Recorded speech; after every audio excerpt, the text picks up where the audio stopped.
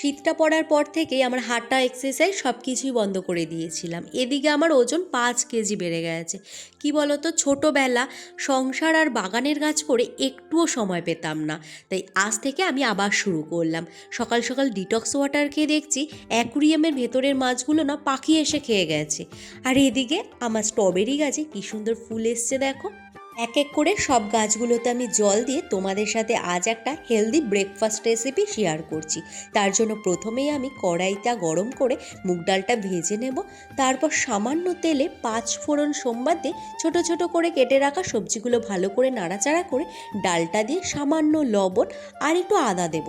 তারপর 10 মিনিটের জন্য জল দিয়ে ঢাকনা দিয়ে রাখবো। এবার ডালিয়াটাকে ভালো করে ধুয়ে সবজিগুলো সিদ্ধ হয়ে গেলে ওর মধ্যে আমি দিয়ে দিয়েছি। রান্নাটা ঠিক এই রকম হয়ে আসলে গ্যাসটা বন্ধ করে ওপর থেকে একটু ঘি ছড়িয়ে দেব। জানো, এই সুস্বাদু ডালিয়ার রেসিপি বাড়ির বাচ্চা থেকে বড় সবাই কিন্তু খুব ভালো খাবে। রোজ রোজ একই জিনিস খেতে ভালো লাগে না বলে আমি কিন্তু এক এক দিন এক একটা জিনিস বানিয়ে খাই। আর ওয়েট লস মানে কিন্তু না খেয়ে থাকা নয়, বরং অনেক অনেক হেলদি খাওয়া দাওয়া।